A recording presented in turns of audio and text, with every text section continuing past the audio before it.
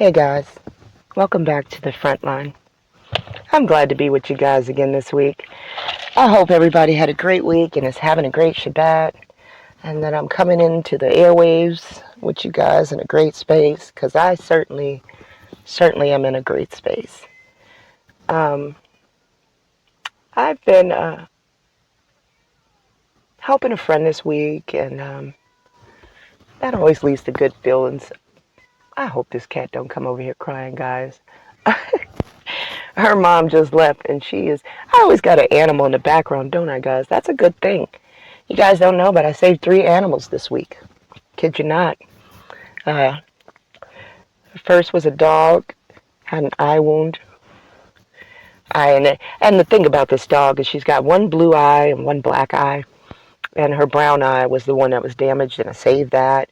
A friend and I and fam, let's just say fam, we were driving and we saw a deer get hit, flew up in the road, and you know, bless my tribe sister's heart, she doesn't like to see no animals hurt. So we got out the car, pulled her out the road, and that turned out to be a good thing. She was actually still alive, this deer, and just was dazed from the hit and shook it off and ran off. And then, my friend that has the farm rescued a goat this week. Of all things, her hoof got stuck in the fencing. I had to cut the fence. I'm on my farm girl stuff this week, guys. I ain't always been no farm girl. Mama took me out the city, guys. I'm a Brooklyn girl. Y'all have no idea. I grew up with the whole Biggie, where Brooklyn at era, guys. I went to school with Dr. Lee was my music teacher, guys, and that's Spike Lee's uncle. So I ain't never had, look, and you hear I'm talking. If I went back to Brooklyn, they'd kick me out. I'm talking about I ain't sounding country as ever, but I'm embracing where I'm at. Mother got me out the city, and I'm loving it, guys. I'm loving it. Okay. One day we're going to do a show on Mother, too. I think it's needed. I had one day someone ask when we did the Serpent show, who is this mother that you keep speaking of? Well, if you go to Proverbs, all you're going to hear about is mother practically. So I believe I am made in her image, guys. I'm a woman after all. I'm not a man. I have 2 exes, guys. I'm made in mother's image. So we'll cover that one day. But today, guys, we're going to get back into the serpent just a little bit, guys, because we can't let that slippery sucker get away. We found him, and we need to dig back into that. Right, guys? All right, guys, let's get into it, guys. So I got a little study ready for you guys. I want to give a major shout out to Nappy Goat Farm. Much love from Zion, Nappy Goat Farm. Thank you for tuning in every week, no matter what you got going. Know that we in the trenches with you. Much love. All right, guys. Isaiah 58, guys. For my new subscribers, if you guys don't know and you struggle with what the Sabbath represents, guys, do yourself a favor and read the entire of Isaiah 58. And then go over to Job 31, one of our righteous men. Remember, Job is out those 3 righteous men that would make it out of here. Job, Daniel, and Noah could only save themselves. Those are our 3 righteous men, guys. So we need to be looking to those righteous men to figure out what they were doing, men. What were those 3 righteous men doing? And model as closely as you can to those 3 righteous men, and definitely get yourself clean. And it sounds like the Sabbath has something to do with that part, guys. And I'm still researching to figure this all out. But I want to take you guys to Isaiah 58. I call Isaiah 58 the true Sabbath. I got that from Naomi. I don't steal over here, guys. Naomi on the Roof Abbey, she calls Isaiah 58 the true Sabbath. I sought it out for myself. I linked Job 31 to that. And I've linked other passages, too, to show that these men were behaving in this manner after Job. Okay, guys? But I'm in Isaiah 58 this week for a different reason, guys, okay? We're going to go back to the serpent. All right, so let's get into Isaiah 58, 6 through 8. Is not this the fast that I have chosen? to loose the bands of wickedness, to undo the heavy burdens, and to let the oppressed go free, and that ye break every yoke? Is it not to deal thy bread to the hungry, and that thou bring the poor that are cast out to thy house? When thou seest the naked, that thou cover him, and that thou hide not thyself from thine own flesh, then shall thy light break forth as the morning, and thine health shall spring forth speedily. Let me close that out. And thy righteousness shall go before thee. The glory of the Lord shall be thy reward. Okay, guys? I like this chapter because it speaks about health, right, guys? So this drew me in when I saw that, right? And I said to myself, well, what is the Creator trying to tell us will happen for you on the Sabbath, right? What is this light that will break forth, right? What is this light? What is this thing that will happen that will bring forth thine health speedily? What is this rear guard that's linked to light and health, guys? Right? All right, now let's get back into the serpent, right, guys? Hold on. Let's get back into that. Because I believe the Creator is telling you something here, right? That they don't want you to know. Listen, guys. When we discovered the serpent, I told you, they are hiding this from you. And I'm going to show you right now what I mean by that. Okay, guys? Because I showed you the serpent is an obligate parasite, right? Now, guys, I don't want to single out anybody with this disorder, right? Because I think the name is used as a broad spectrum, right?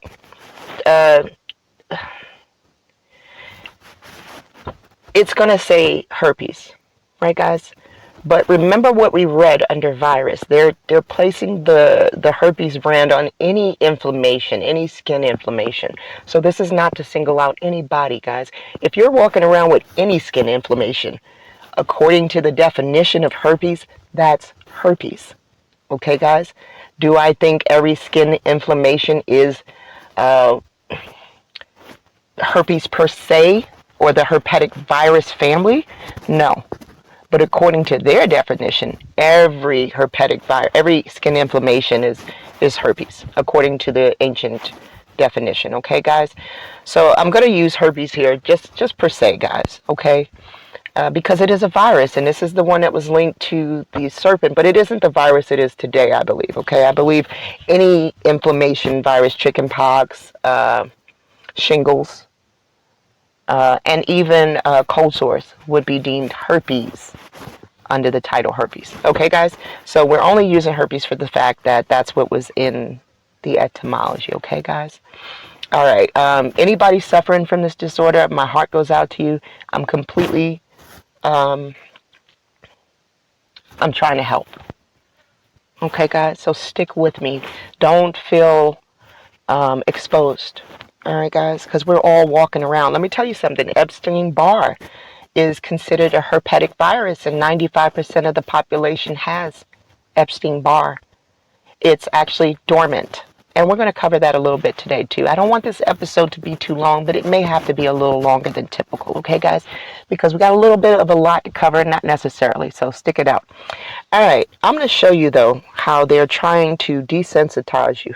All right, guys, and make you unafraid of a parasite. Watch this. All right, we're going to go to this article right here. Herpes simplex virus, the hostile guest that takes over your home. All right.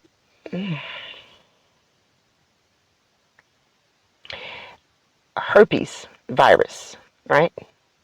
Like other virus, are obligate intracellular parasites. They hijack the cellular machinery to survive and replicate through evading the defensive response by the host. So they turn off your defense response, which I believe is your rear guard. But we'll get to that, guys.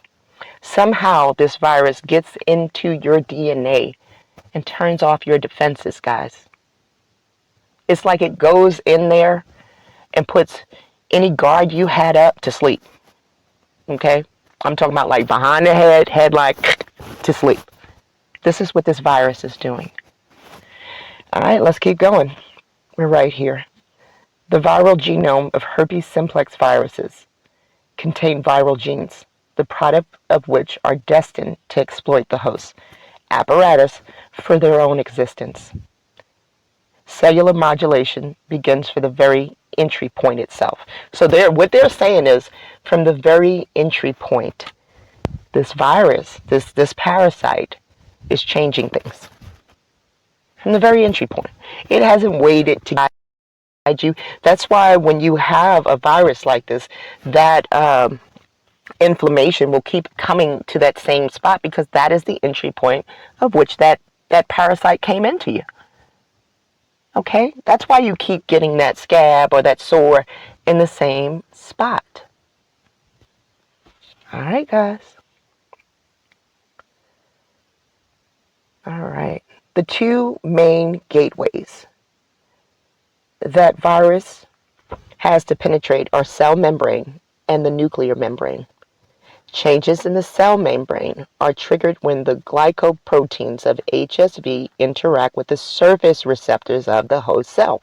What did I tell you, guys?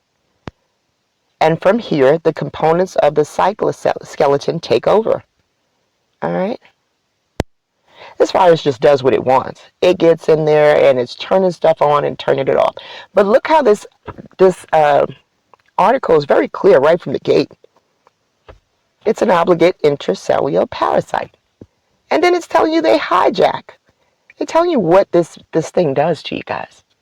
It gets in there and it takes over. All right? That was very to the point, right, guys? We didn't have to go far in this article to find that. It was right there at the front. It says it's hostile. All right, now let's go to this article right here. I guess somebody must have put two and two together just like I did. Now, they didn't put two and two together and say this is the serpent. I haven't seen that out there yet. But they put two and two together that when you got a virus, you got a parasite. Okay, guys? So they wanted to quiet this down. I guess this became mainstream. It says right here, December 9th, 2021, right? So I guess this became mainstream, and they wanted to quiet this down. So they got a fact check here, right, guys? So if it's a fact check, it should be correct, right, guys? All right, let's go to it. Oh, fair use for the purposes of education and criticism. I almost forgot, guys. I did turn on my Do Not Disturb, though, guys. I'm doing halfway good. All right.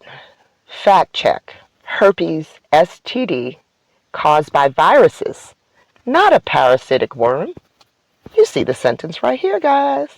They don't want you all crazy, right? No. They don't want to start a pandemic out here. Sorry, not a pandemic. They don't want to start a crisis out here if everybody was to find out that this quote virus is actually something living inside of you and taking over your DNA. They don't want to start a panic. That's the word I was thinking. All right, the claim. Herpes is a parasitic worm, not a virus. A post on social media contends much of what you learned about herpes in sex ed is wrong. Herpes, let's talk about it, reads a December 2nd Facebook post, which received about 150 likes and 90 shares in 6 days. It's not a virus. It's a parasitic worm, a helminth. Wow, they done dug a little deeper than me. I don't know what a helminth is, but hey, guys, you see this word, dig on it. What else you got to do? All right, so they decided to make USA Today decided to make an article because a Facebook post got 150 likes, and they're telling you that this is fake news. This is what they're trying to defeat. You got to be kidding me, right? Anyway, and they got 90 likes, 90 shares in 6 days. This is what they made this article about. All right. The poster further asserts that herpes is not contracted via sex, but rather through food consumption and vaccination. Who heard that before? I didn't. But this is what they're saying that article said. I don't know how the worm gets into you, but I can't say that I've researched this paragraph right here, guys. I haven't, right? So I can't validate that, right? It would be interesting, though. I mean, I am here for that. But I can validate where this person is saying that it's a parasite. We know what it is. Let's keep going. But experts say the post's claims are totally bunk. For starters, where are these experts at? For starters, the sexually transmitted herpes is caused by two viruses, not a parasitic worm. That post is so wrong in many different ways, says Dr. Patrick Jackson, an infectious disease specialist at the U of A. I used to go to this doctor, not this doctor, but this clinic. Gavin was born at U of A, guys. Right under this umbrella, the trickery still goes on. Dr. William Schnaffner. See, this is what they do when they want to validate, guys. They'll throw all of these doctor titles out here, and what can you do? You can't debunk the doctor because you didn't go to school, right? I got about 16 graduate school credits my darn self. All right, wasn't a doctor, but it was a doctor of education. So yeah, I'm going for it. A professor in the infectious disease division at Vanderbilt University agreed, writing in an email to USA Today that the information in the post is all incorrect. I did not find a single correct assertion in the social media post. USA Today reached out to the Facebook user who shared the post for comment. I guess they didn't get a response. It says here, herpes is a virus. Herpes is a common STD caused by two viruses, according to the CDC. It's by the HSV1 and HSV2, they're going to say here. The former typically causes the oral sores, while the latter usually causes the genital. Okay, guys? Almost 1 in 6 people ages 14 to 49 in America have genital herpes, and more than half of Americans have oral herpes. The virus stays in your body for life. After the first episode of infection, during which the lesions tend to be most severe, the virus takes up residence in nerve cells. Remember, guys, that's your sacral region. I guess it kind of depends. If this is the oral, then that's that facial ganglia nerve. Okay, guys?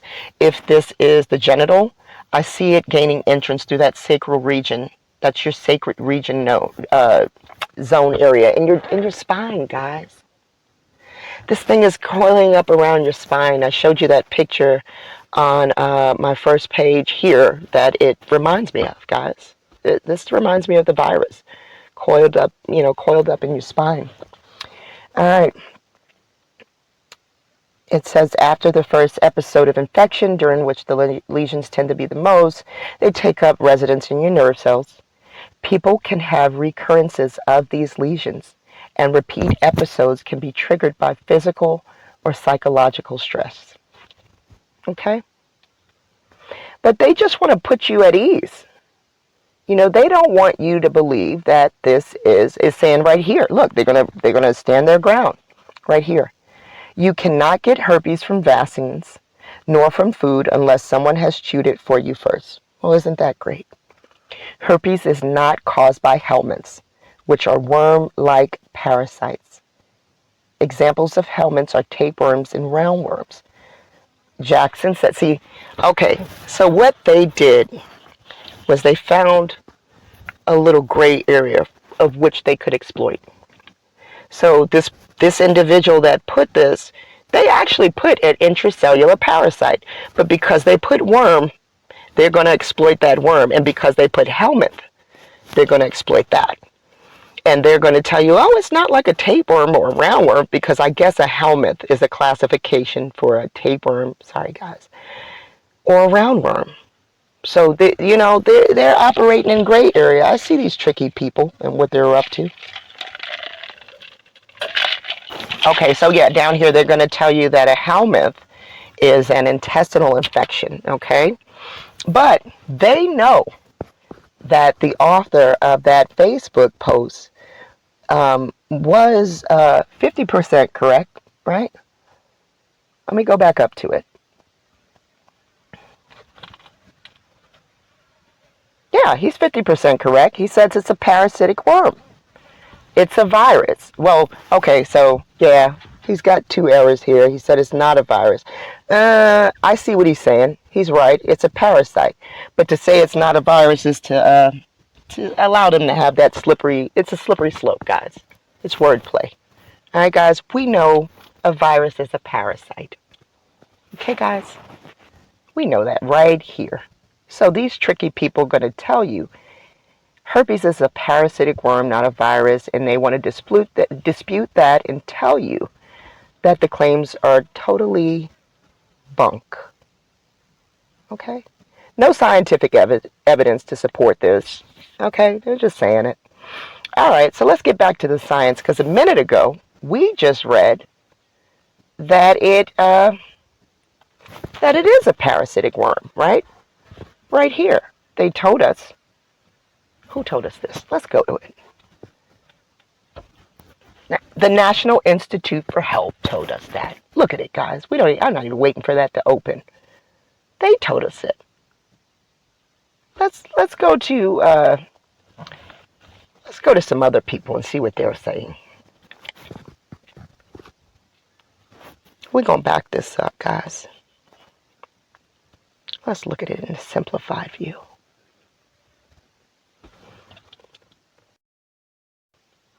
We ain't gonna spend much time in it. I want to get to what I came here for. Here we go. Because various people are going to tell us that it is a parasitic worm. Here we go. Like other viruses, HSV1 is a cellular parasite. Right here, guys. But they want to tell us that it's not. It says in order to reproduce, what does the serpent have to do? It has to reproduce. It must infect a target cell and introduce its genetic material into the nucleus. It says here, just like that article, the virus then takes control of the cellular metabolism, switching off most genes, making use of the substance that it finds in the intracellular medium to multiply its own genetic material. Okay. Hey, kitty. Y'all heard her in the background. Let's go to another article. Come on. We're not worried about what USA Today is trying to get us off of. Come on. Let's see. We know who and what the serpent is.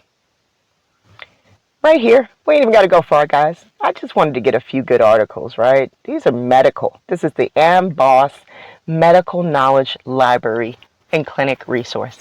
And what do they say as soon as you open it? A virus is an obligate parasite. Daggone it, I keep trying to highlight it and it keeps trying to take me to another web page. A virus is an obligate intracellular parasite. They're going to go further, meaning that it can only survive within the host cell and depends on it for replication and metabolic processes, which is protein synthesis. A virus can be classified based on their genome. Did you know that the virus has its own genome? This is horrible stuff, guys.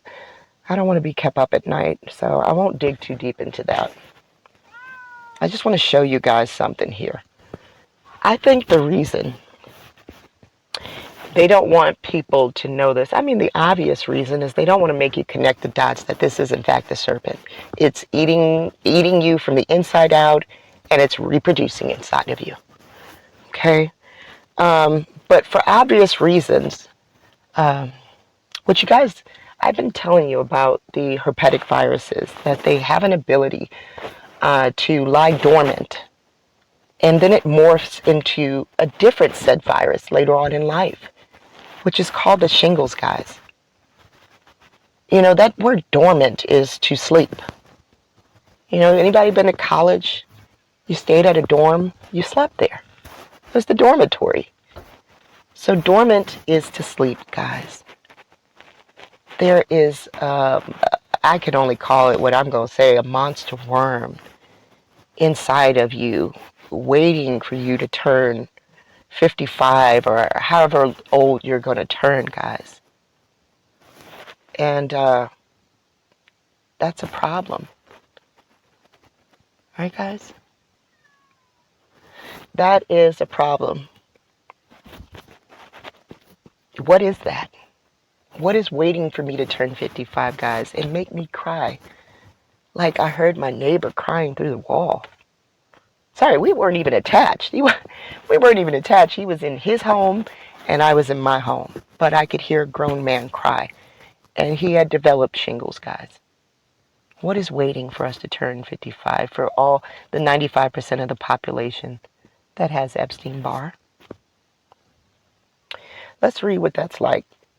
All right. On November 2nd, 2018, Sam Ballard was killed by something he ate in 2010. The Australian had swallowed a live slug on a dare back then. Dang, Sam. All these years later, he was diagnosed with an infection of rat lungworm, a parasite the slug had evidently been carrying. The infection caused, man, I don't even want to try to attempt this. It says here it's a rare kind of meningitis. As a result, Ballard fell into a coma for more than a year and endured a severe brain infection. Ended up paralyzed from the neck down.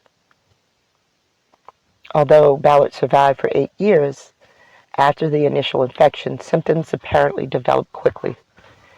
A few days after swallowing it, he began complaining of leg pains. He became dizzy and started vomiting.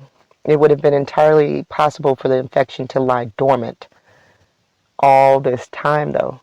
Some parasites and bacteria can camp out undetected for years. Take H. pylori, an infection that could be affecting half the stomachs in the world at this very moment. Yet only some people will develop ulcers and other symptoms. You know what these ulcers are, guys? Let me show you. Let me show you the ulcers. Look at the ulcers. That's that worm biting at you from the inside out. That's your serpent eating you from the inside out. That's those ulcers. Yeah, it's inside your stomach eating you from the inside out. Let's keep going. What lets an infection stay hidden for years? Part of it has to do with the bacteria or parasite in question and how it behaves. Whereas bacteria like E. coli will reproduce fast, a particularly slow multiplying bacteria, like the one that causes leprosy, can take up to 20 years to build to a level where its stereotypical blisters and rashes will appear. It's growing with you. That's why it's taken so long, guys. You heard leprosy in there. The health of the host is also a factor. Consider one of the big problems during the AIDS crisis. HIV takes a long time to infect enough immune cells to create visible symptoms. People infected with HIV often still presented as perfectly healthy, sometimes for 10 years or more. Transmission could still be possible, but no one, including the host, would necessarily suspect they were sick. AIDS, the acute portion of the disease, acts much faster in part because the infected person's immune system is significantly weaker. In some parasitical infections, if the infected person is healthy, the parasite will die off naturally, stymied by the host immune system. In fact, that's what usually happens in human cases of rat lungworm. But see, he ate the slug, so he couldn't get rid of it because the slug couldn't get rid of it. So since he ate the slug, see, his natural immune system could have processed it, it's saying, and gotten rid of it. All right. Other common parasitical infections like Giardia, we're going to go with that, also tend to clear up within a few weeks, sometimes without any symptoms at all. However, if all of that seems reassuring, you should know that in a few cases, a dead parasite can actually be more trouble than a live one. Um, I don't want to. We're not going to get into this. They're BSing us a little bit here, so we can be complacent with the worm, guys. I told you that. Okay.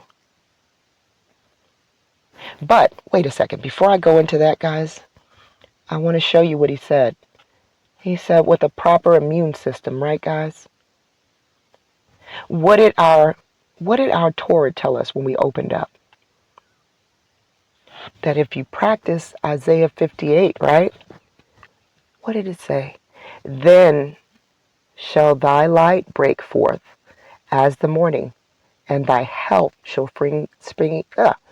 Good God, I'm all tongue-tied, guys. Thy help shall spring forth speedily, and thy righteousness shall go before thee, and the glory of the Lord shall be thy rear guard. Guys, I personally believe that this verse is telling us your immune system will be activated to take care of these little health issues that you're letting in. See that? Look, I'm going to take out a light, and I'm going to close out on this, guys. I'm going to take y'all to leukocytes. I took a photo of this. Leukocyte, also white blood cell, white or colorless corpuscles of the blood or lymph. 1860 via French leukocyte, from leuko, a Latinized combining form of Greek leukos, white, clear, from the pi root leuk, light, brightness, sight, and cell. You know, if your leukocytes are activated, this is blasting that worm out, guys. That's what I personally believe. Just telling you right here. This is your immune system activated and ready for war. Because when this serpent enters, what they're not telling you is I'm assuming the main cells that it's going to enter is your mitochondria cells, guys, and try to take over. Your mama's in there fighting for you guys. That's my personal belief. Can I prove it? No. But I think I did a good job of showing you guys that this is definitely linked to your immune system. Your leukocytes are your white blood cells, guys. You can slay the serpent, guys. We're not fighting a battle that we can't win. It's going to take discipline and hard work, guys. But as a nation,